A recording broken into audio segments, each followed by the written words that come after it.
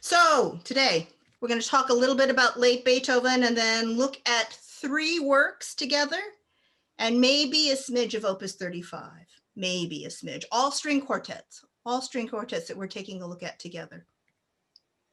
The works that we're looking at primarily are Opus 130, 131, and 132.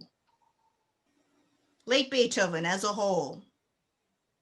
Beethoven abandons the chamber works with piano, such as the violin sonatas, the cello sonatas, and piano trios. He stops writing for that genre. After starting in about 1820, this sort of period of getting stuck and dry, suddenly he's renewed with energy, but he focuses on the following works or genres: piano sonatas only. And we consider Opus 106, 109, 110, and 111 as the double P is supposed to be the plural for opera. As the late piano sonatas, he writes a very important work called the Diabelli Variations for piano. One theme gets extrapolated into a gargantuan work, which is Opus 120. And he devotes his time to string quartets. And these are the late ones: Opus 127, 130, 131, and 135. And Opus 133 and 134 are related to 130, which we're going to talk about.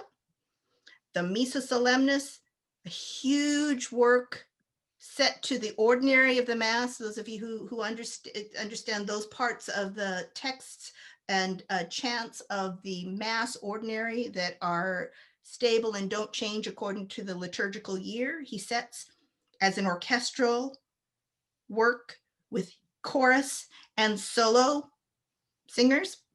And he's also working on the Ninth Symphony for a very long time. Also, unprecedented with putting a chorus at the end in the last movement. And very briefly, there's a chorus, solos. The text to the Beethoven's Ninth Symphony is the text of Friedrich Schiller.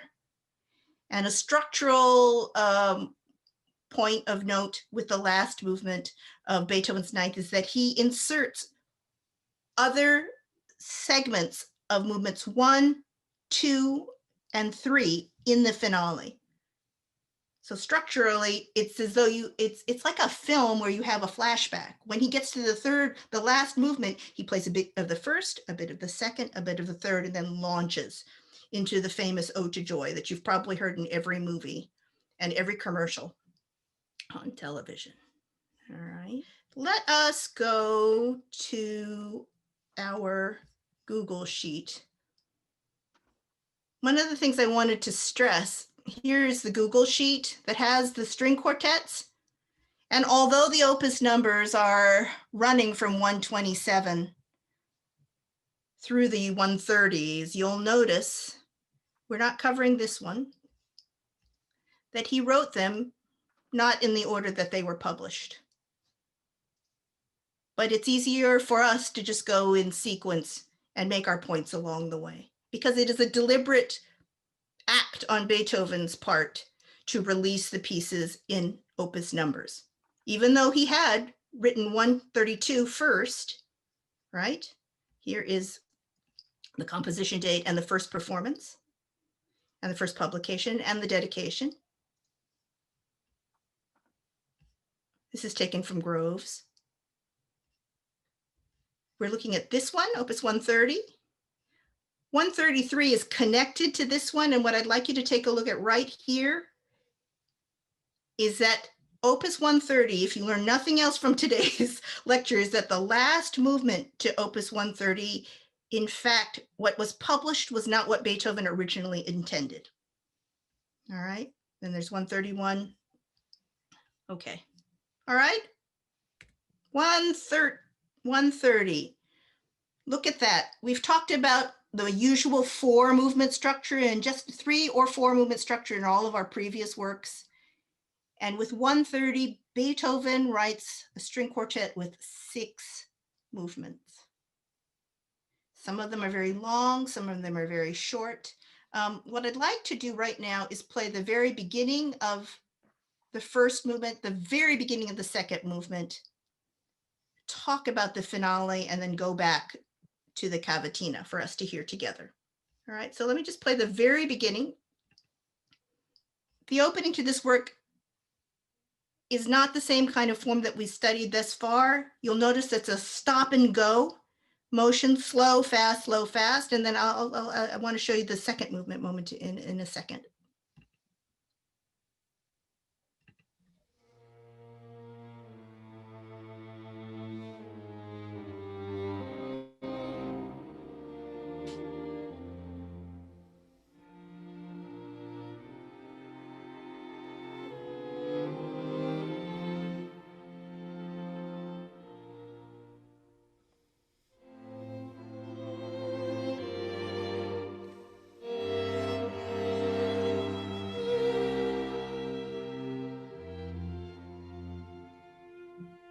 Look at the cello.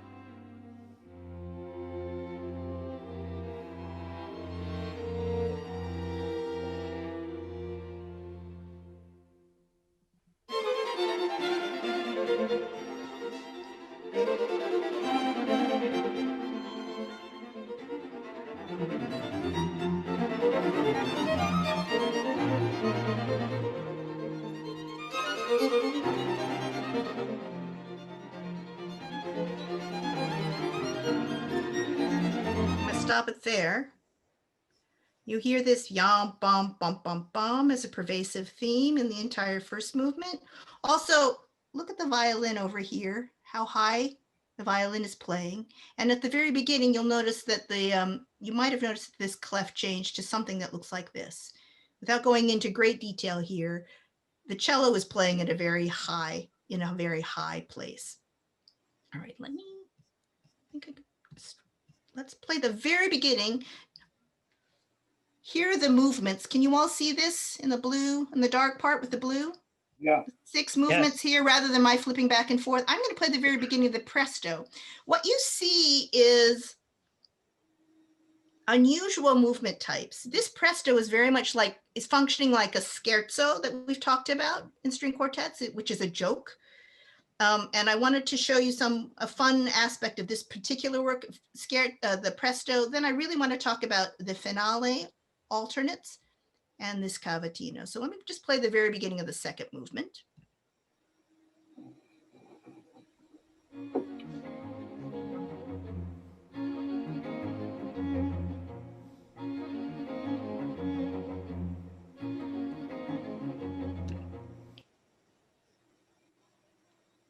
I don't know if you noticed this key signature. Do you see all these little B's here? These are flats. This is not an easy key. It's not an easy key for string players to play. He is pushing the boundaries of what the string players can play. We'll continue.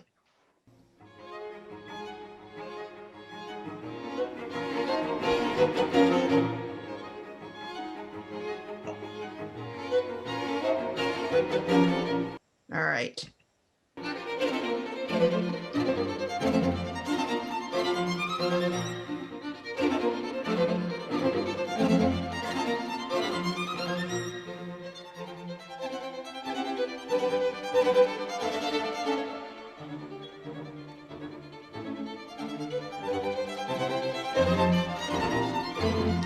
this.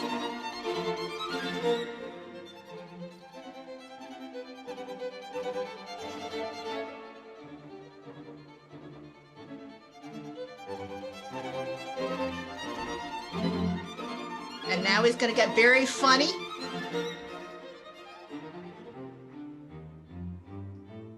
Slide.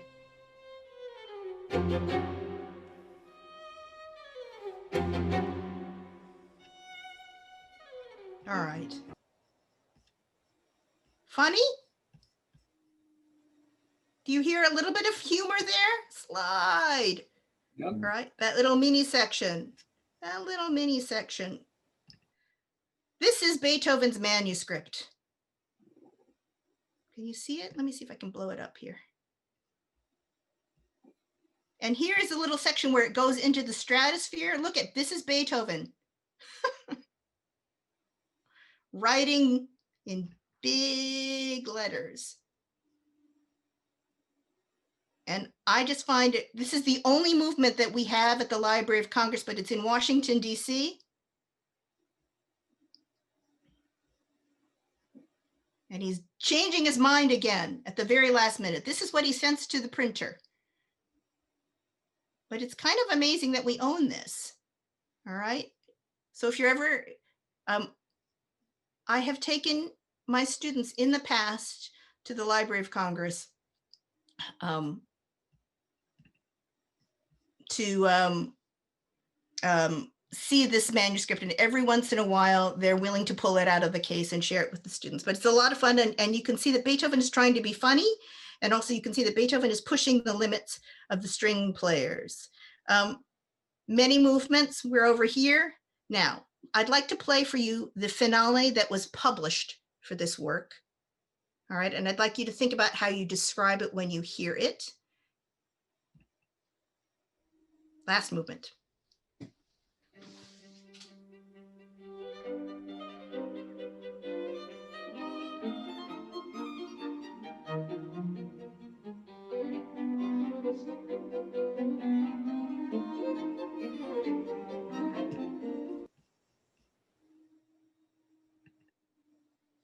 Response?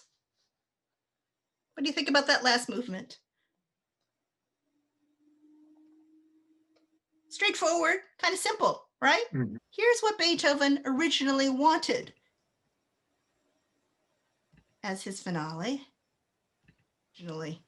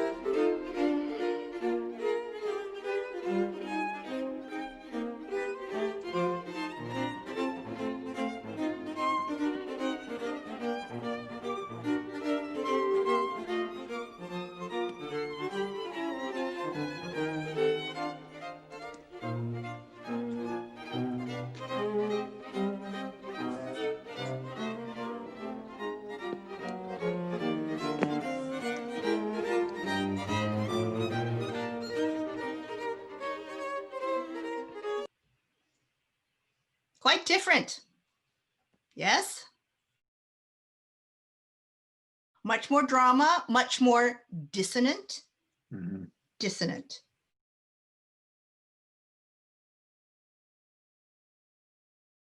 Beethoven ended up changing it. He was persuaded. He did change it. So what was published? His friend said, don't do that. Don't put that there at the end. So the publisher, Beethoven was persuaded.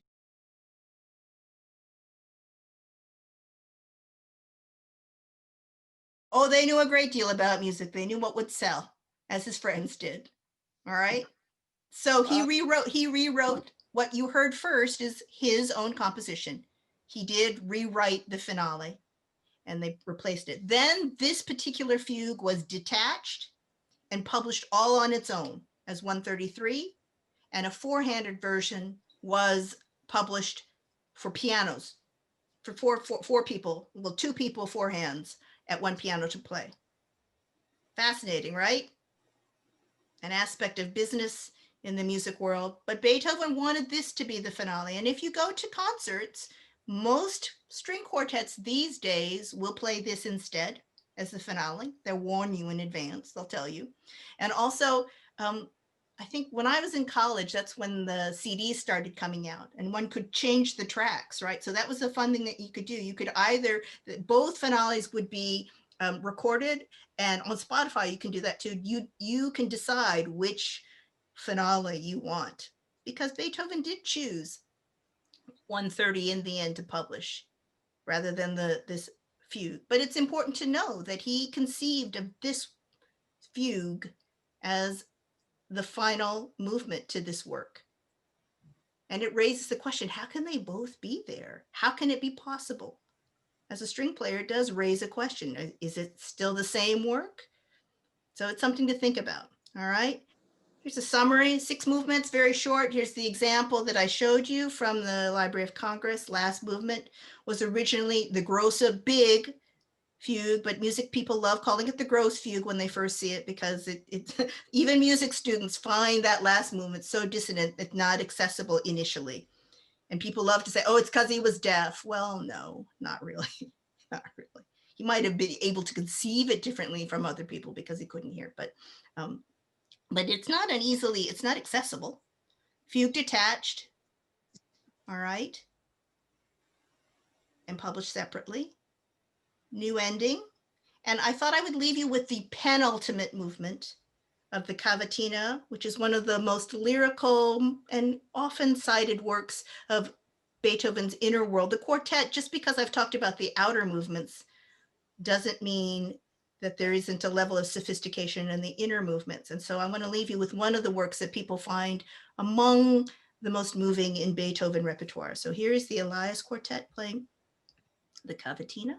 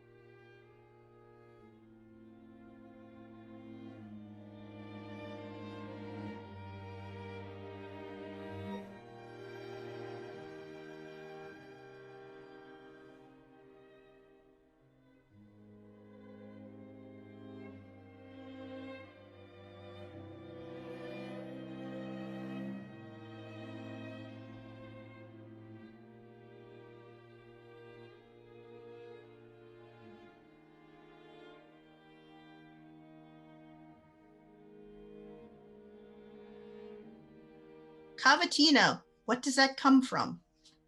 Song. Really, it's a term that comes from opera. All right. And so Beethoven, toward the end of his life, is well, he's not young anymore. Right? He knows this is the writing of a very sophisticated and mature artist who doesn't care what other people have to say.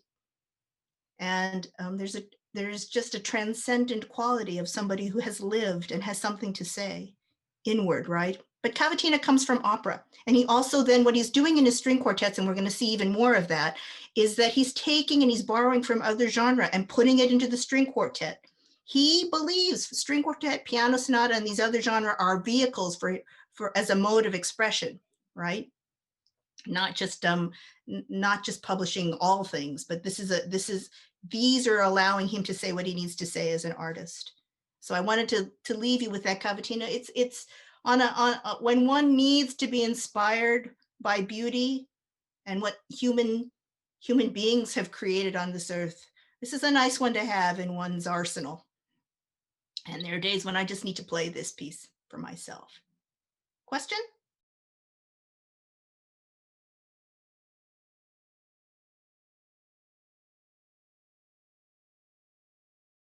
It's the juxtaposition. He puts extremes next to each other as well, right?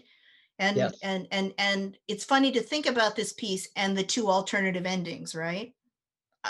That's why most artists think the Grosse Fuge is in fact a better ending. But if you want a palate cleanser in some ways, the audience leaves with a lighter sense on their feet.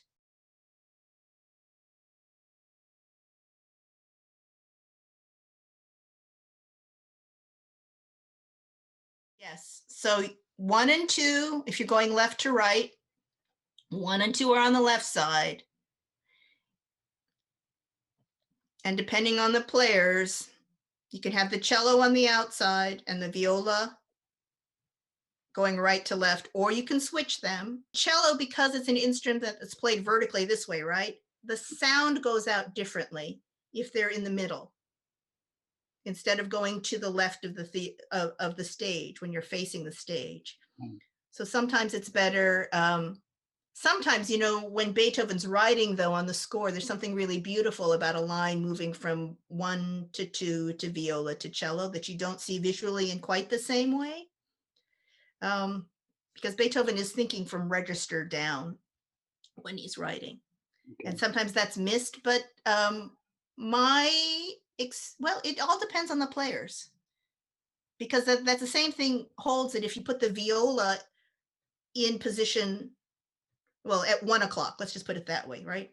As opposed to 3 o'clock. If you put the viola at 1 o'clock, similarly, the sound, because they're facing the other way, can go out to the hall, right? If they're at 3 o'clock, their sound tends to go to the back. So that's the complicated thing about being a string player, right? Violins 1 and 2 have their F holes in the sound going out to the audience facing. I'm doing I don't know what I'm mirrored, so I have no idea what you all see. But you understand what I'm trying to say, right? So that's and orchestras change their minds too. Old-fashioned orchestra had first violin here and second violin over at 3 o'clock. I've never seen a string quartet do that, though. But conductors love that because they get to go like this and like that, right? So they get to do the double hands if they have the second violins to their right. But they don't get to do this in the same way. Yeah, it depends on the quartet and the history, and sometimes I've seen it change within a quartet on a given day, partly because of the hall and partly because the person wasn't feeling particularly well and they wanted to just switch out and see whether it changed anything. Let's move to 131, and I'm going to give it very short shrift. 131, 7 movements now. 7 movements. Now, if Beethoven abandoned the fugue for the finale of 130, he starts with the fugue for 131. So I'd like to play the very beginning of it and then play from movement 6 into 7 because they go directly into one another.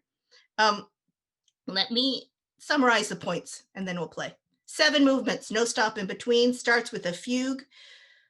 I was going to show you part of a film. I don't think I'm going to. You'll have the link. This could have been a great film, a late quartet, with Philip Seymour Hoffman, one of his last performances, and Christopher Walken, Catherine Keenan. Could have been a great film, but they just decided to do this strange metaphorical story about the string quartet and the dynamics and the jealousy between all the players, which doesn't really. String quartets are like families in my experience. They have fights and arguments like any good family, but they stick together, and they get tired of each other at times, but they basically respect and care about one another. So this film is both marvelous in some ways because it has the music of 131 in the background, but I might not, if we have time, I might play the link at the bottom. And then I'd like us to listen to part of examples of the last two movements of 131. But let me go here first. And just so that you can see the fugue, which means fugue is a genre of imitation with very strict rules. I use the Sudoku analogy also. You have to have, or crossword puzzle. You have an entrance. There's imitation, but there's a vertical dynamic that has to line up. All right. And so I just want you to hear the very beginning of the fugue, and then we'll launch to the end of the movement.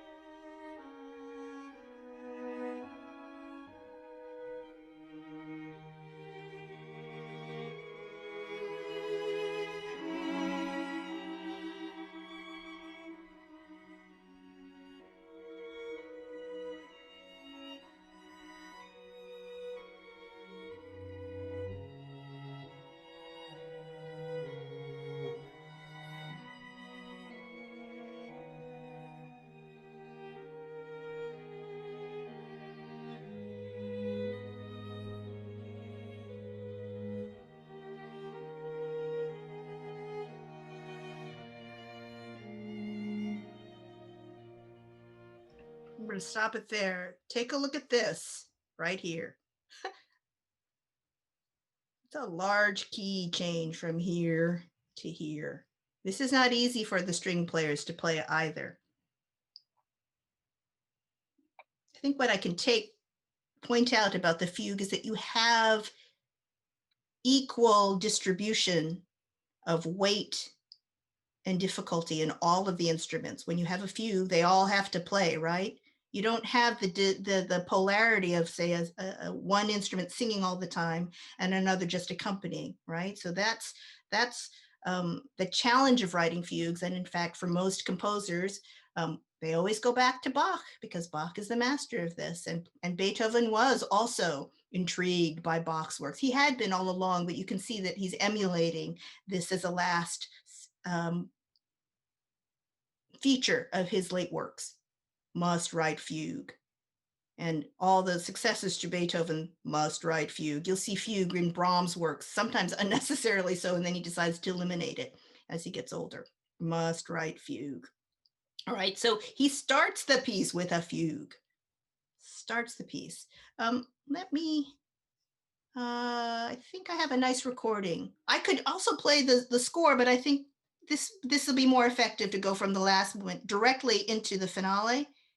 All right.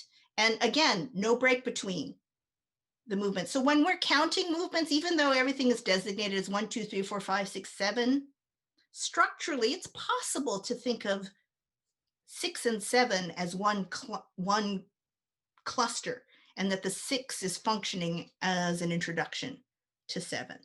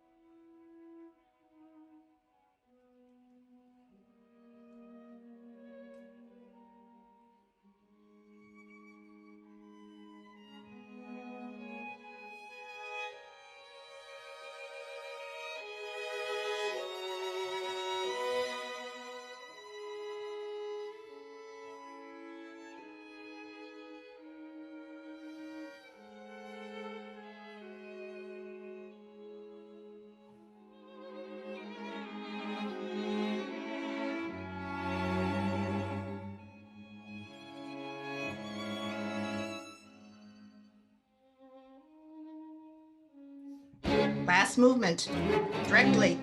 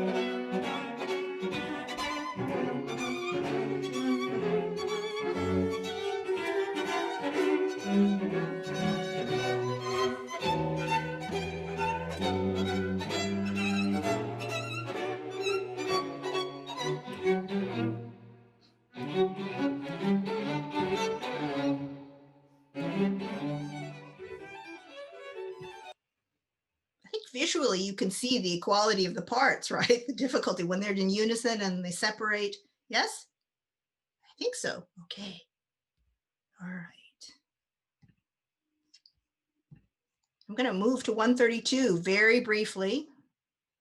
5 movements.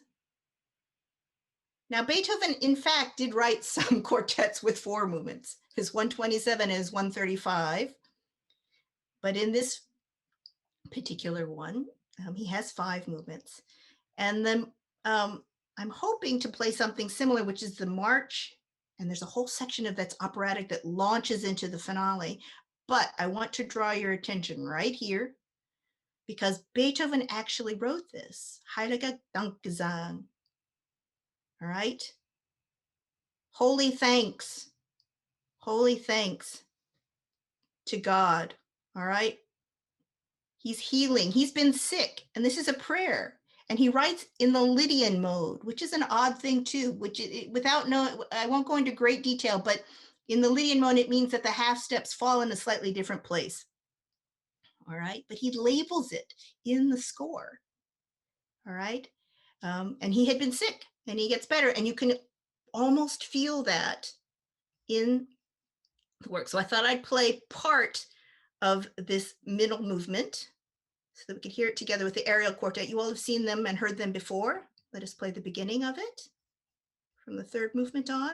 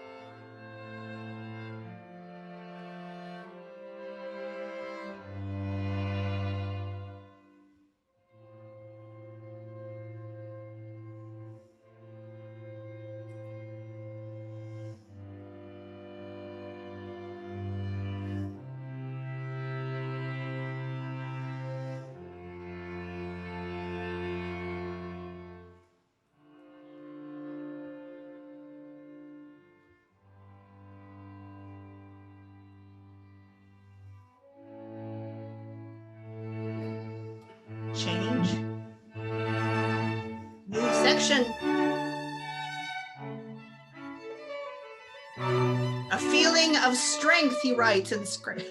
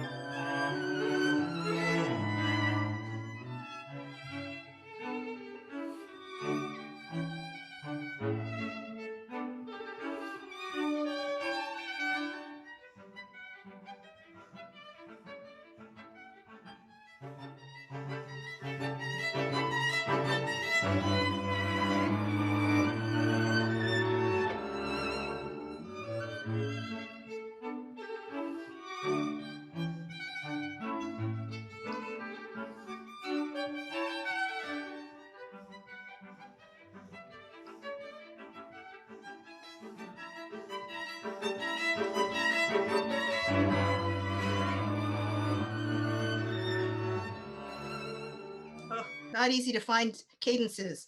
As Beethoven changes his musical language, it's hard to find a good place to stop.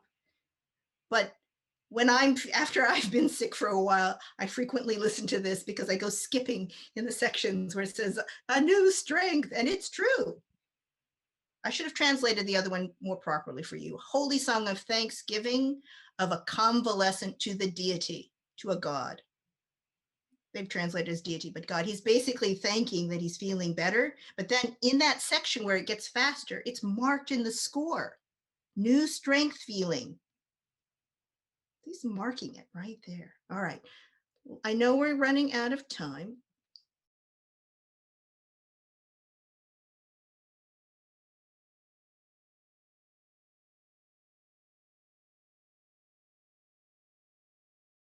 Well, he's very selective about what he chooses to write and put in the scores. There are changes when Beethoven wants, I mean, the whole issue of the Sixth Symphony and writing in German and writing, what are you supposed to see a brook? Are you not to hear a brook? It's somewhat unprecedented in his time. I don't think he could have done this as a younger person either. People are looking to him. He's already a celebrity. He can get away with a lot of things at this point in his career. And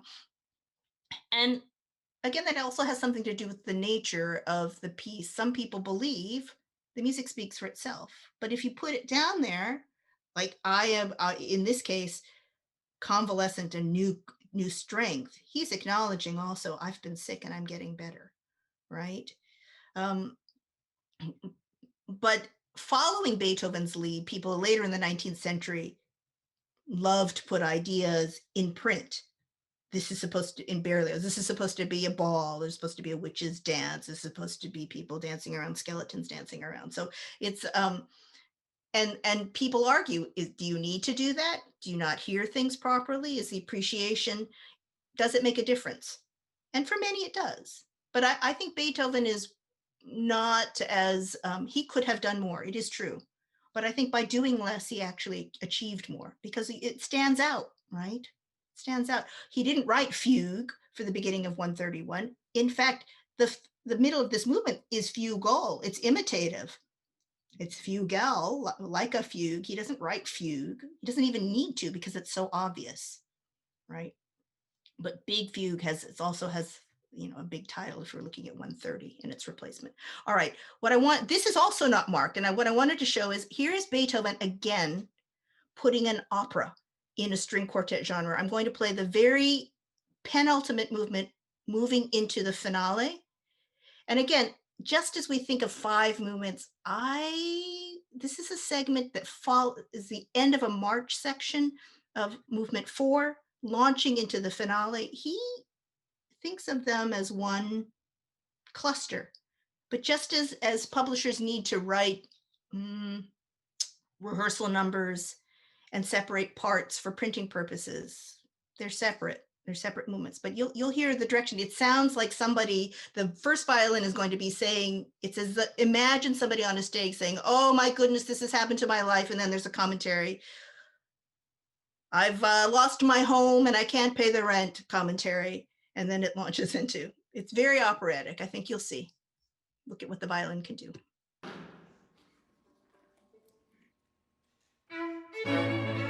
It's the fourth movement.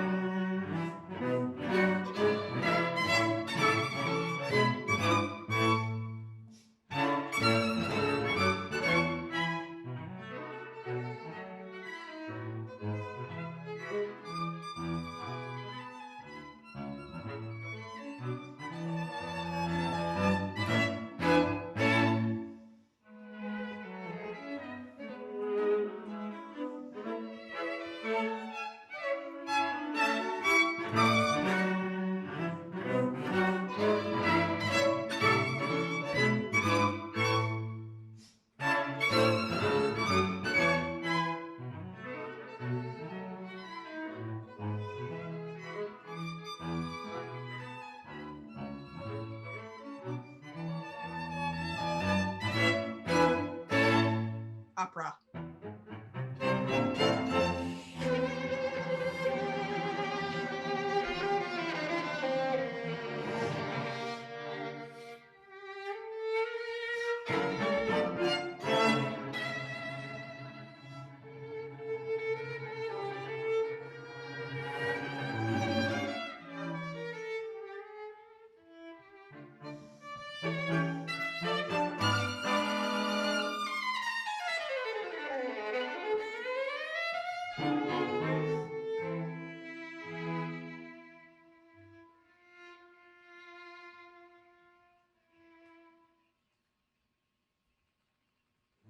Last movement.